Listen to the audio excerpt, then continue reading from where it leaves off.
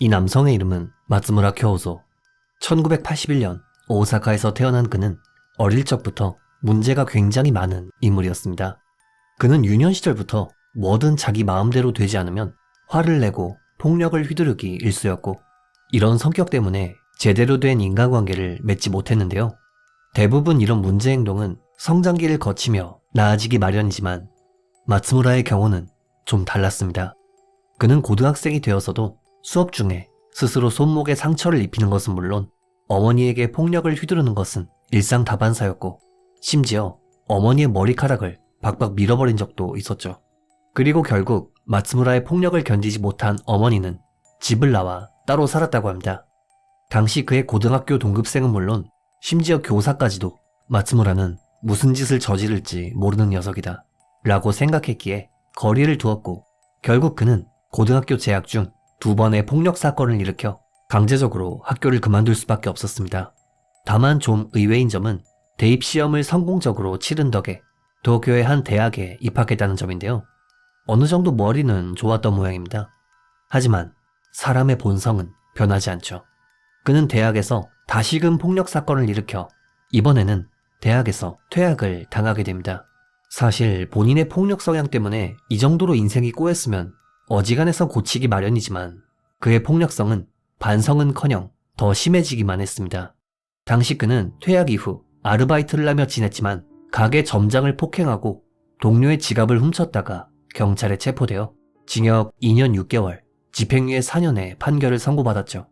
사회인이 되어서도 절도와 폭력을 일삼는 아들의 모습을 보며 아버지가 아들인 마츠무라와 연을 끊자 마츠무라는 자신이 폭력을 가했던 어머니 집에 얹혀 살기 시작했습니다. 하지만 다시금 어머니에게 폭력을 휘둘러 체포되었고, 이내 집을 나온 그는 숙식을 제공하는 다른 지역의 양돈장에 취직했지만 2006년 12월 그는 폭력성을 주체할 수 없었던 모양인지 이번엔 자신이 일하던 양돈장에서 키우던 돼지에게 폭력을 가했다가 상사에게 걸려 해고당하게 되었죠. 해고 이후 그는 숙식을 제공하는 공장에서 일했지만 사실상 무엇 하나 끈질기게 해본 적 없던 그였기에 이마저도 오래가지 않았습니다. 결국 공장마저 그만두게 된 마츠무라는 금전적으로 궁핍한 상황에 놓이게 되었는데요.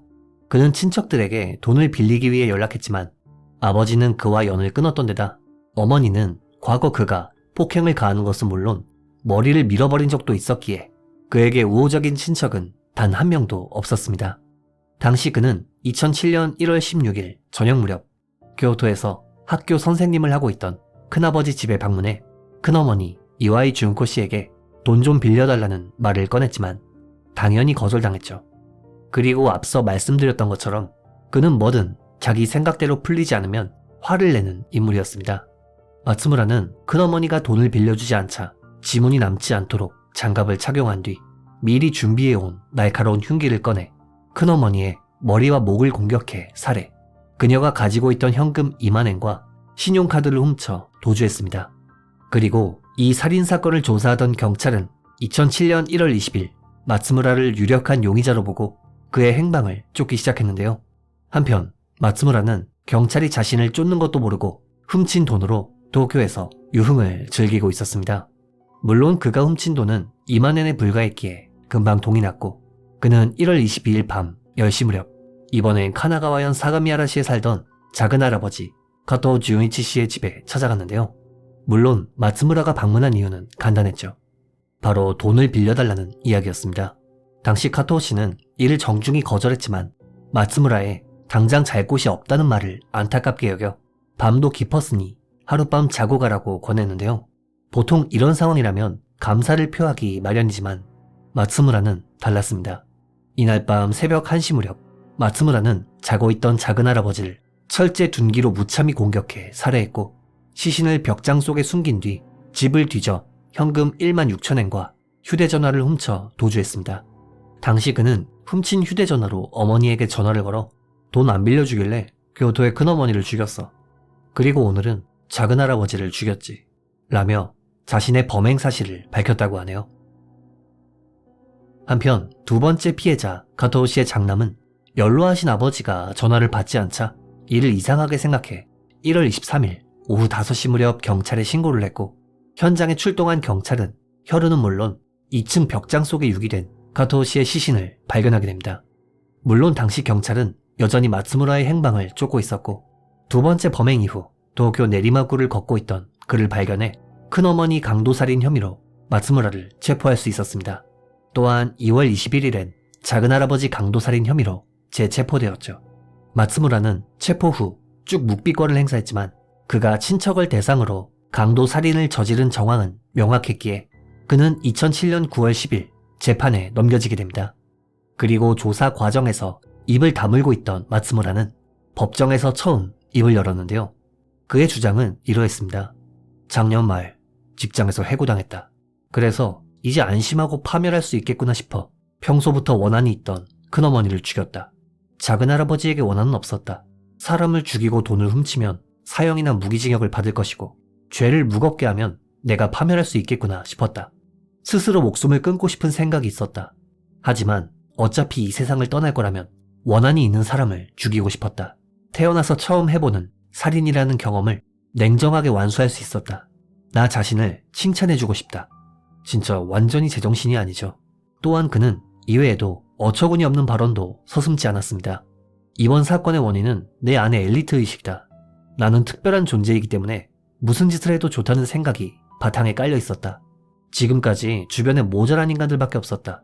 하나를 듣고 하나만 아는 인간들과는 대화가 성립하지 않았다. 물론 난 하나를 들으면 열을 난다. 칸사이 사람도 거리도 말투도 정말 싫다. 칸사이 사람이 혐오스럽다.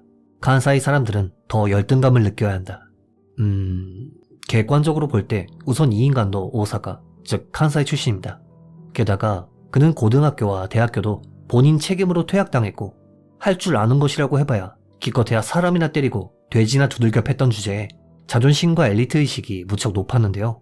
당시 재판에서 변호 측은 마츠무라의 발언으로 볼 때 그의 심리 상태가 정상이 아니라며 정신 감정이 필요하다는 주장을 했지만 이는 기각되었습니다. 그리고 마츠무라는 6번째 공판에서 사실 3번째 살인을 계획하고 있었다. 라며 목표는 어릴 적 동급생이었다. 예전 직장에도 복수할 생각이었다.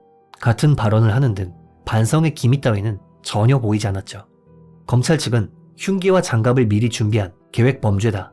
2명의 피해자에게 50곳 이상의 상처를 입혔다. 한마디 사죄도 없이 유족의 마음을 짓밟고 있다. 이 사건은 마음을 가진 인간이 할 수 있는 짓이 아니다. 라는 말과 함께 사형을 구형했습니다. 이에 반해 변호 측은 해고를 당한 뒤 스스로 파멸하기 위해서 범행을 저질렀다. 형벌을 무겁게 하려고 강도로 위장했을 뿐이다. 라며 이 사건이 강도살인이 아닌 살인죄와 절도죄로 별개로 봐야 한다는 주장을 했는데요. 이후 2008년 3월 28일 재판장은 판결문을 통해 생활비가 궁핍해 범죄를 저질렀다고 하나 이는 피고의 이기적인 성격과 행동이 원인이며 참작의 여지가 없다. 흉기를 미리 준비한 계획적인 범행이었다. 칼로 집요하게 찌르거나 둔기로 머리를 여러 번 때리는 등 강한 살이가 있었다. 반성의 태도는 전혀 보이지 않으며 피고가 젊다는 점을 고려해도 갱생을 기대하는 것은 어렵다. 라는 말과 함께 그에게 사형을 선고했습니다. 그리고 파멸하고 싶다 어쩌고저쩌고 했던 마츠무라는 판결 이후 곧바로 항소했습니다. 당시 그는 항소 이유를 판결에 불만은 없다. 친구와 지인에게 편지를 쓸 시간이 필요해서 항소했다. 라는 말을 했지만 개인적으로 이런 인간에게 친구나 지인이 있을까 싶은데요. 아무튼 그는 4월 8일 항소를 취하했고 그렇게 그의 사형이 확정되었습니다.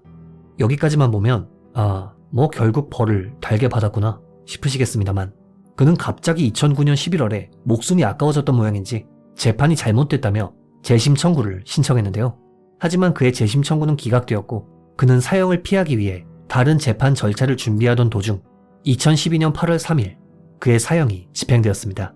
참고로 그가 사형당한 8월 3일은 그의 31번째 생일이었다고 하네요.